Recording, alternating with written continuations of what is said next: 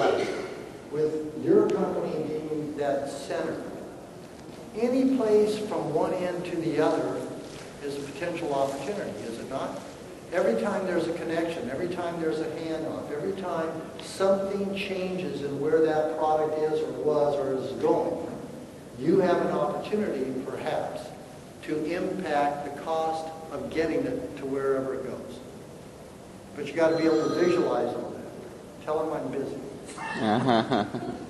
But you got to be able to visualize all that, to look at the connections and find the opportunities. And so for each of you, when you think about your supply chain, that's what you need to do. For some of you, if you're into lean manufacturing principles, this should be old hat.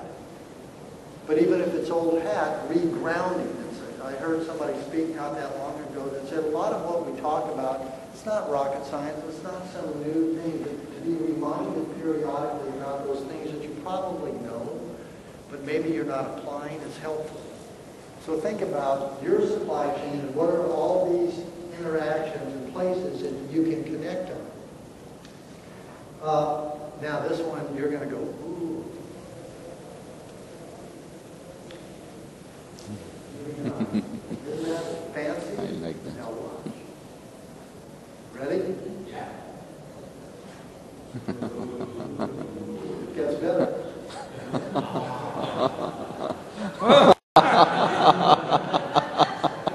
And you thought this was just your average presentation.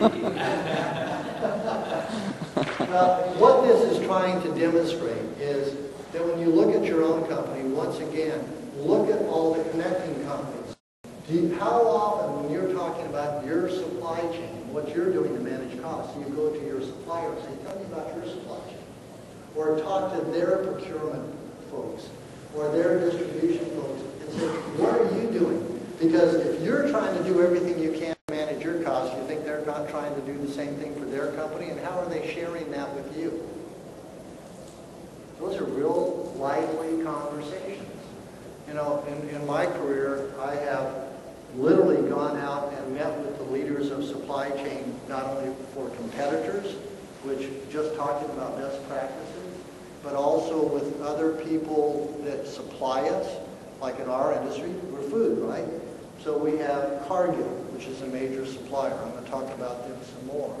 Or Tyson, or Coca-Cola. It's fascinating to go to Atlanta and sit in the headquarters of Coke with their supply chain people and have them talk about how they have the same challenges on getting credit for cost avoidances that we do. Right? How do you value that? How do you measure that? And by the way, I was in a conversation with a franchisee once on the board of directors of the company that I ran up until I joined Brinker. So I was the president and CEO of the Applebee's and IHOP co-op called Centralized Supply Chain Services. We serve 3,500 restaurants. And I had one of the board members tell me once, well, we don't know whether we should give you credit for cost avoidances. That's in a gray area. I said, okay, the next time somebody asks me, for an increase, and if you won't give me credit for getting anything off of that, I might as well say, okay. Do you think he said that would be okay? So you've got to be able to look at this and start connecting. See what you can learn and how you can collaborate with the supply chain people that serve your company. Because you may find opportunities there. Case in point, Anheuser-Busch and Coca-Cola or Pepsi. They have talked and in some cases have collaborated on the purchase of aluminum for the cans. Makes sense, right? Coca-Cola uses aluminum cans, so does Anheuser-Busch. They can work together and collaborate, they can leverage their scale. So look at your supply chains and see what you can do. It doesn't impact your quality, but it can certainly help you manage your costs. And by the way, we don't have to wait till the end if you have a question, although I'm going to try to allow time for questions. If there's something that strikes you and you want an answer, raise your hand and we'll cover it. So another example, probably more germane to what I'm doing right now, is when I joined Brinker. If you went into a Chili's, they basically had one steak, all right? Steaks weren't a big thing for Chili's. If you go to Chili's, it was about hamburgers and French fries and, other things, but steak wasn't a big part. we wanted to improve the steak platform. So what did we do? We brought in 7 different suppliers. 3 of them were incumbents. 4 were trying to get into the system. We said, give us your ideas. How would you do? What would you do differently in our supply chain? What would you do differently in our specification? Or would you do anything? And from those ideas, we transformed our steak platform to where it mixed at 3%, now it's mixing over 10%. And on our 2 for $20, it's mixing at about 20%. And what did we do? Simple things. It's still a top sirloin, but instead of having 1 8-ounce, we now offer a 6-ounce and a 10-ounce. People like the option. And that 6-ounce sells really well at lunch. Right? And then the ribeye, we did something real simple. We didn't change the quality of the spec, but we were able to change the diameter so that it's more consistent. And it cooks better. And because the thickness is more consistent, the cooks, think about it, you got 1,350 restaurants. If the steak thickness is changing periodically, the cooks, they don't know when it's going to be rare or medium or well done because it's constantly changing. But if it's the same every time, they can be more consistent and the guests are happy. Therefore you sell more because it's all about serving your customer, your guests.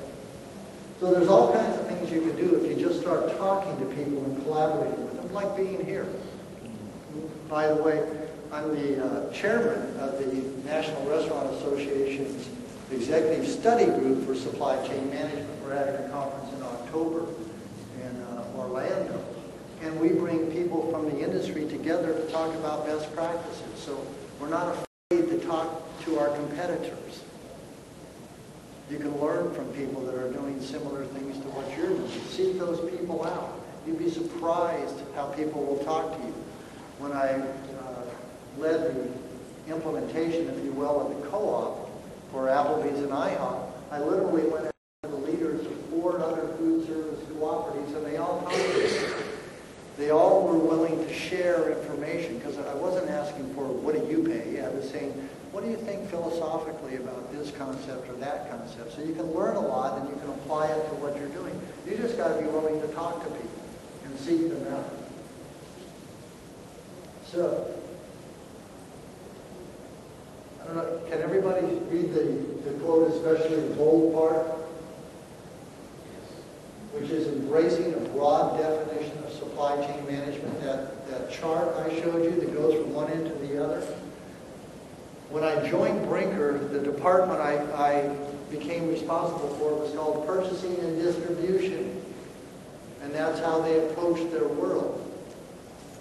Now it's called Supply Chain, and it's grown like this because we've started incorporating all the parts of supply chain we should have, from distribution to freight management to inventory management to forecasting to all the procurement areas for food and non-food and services.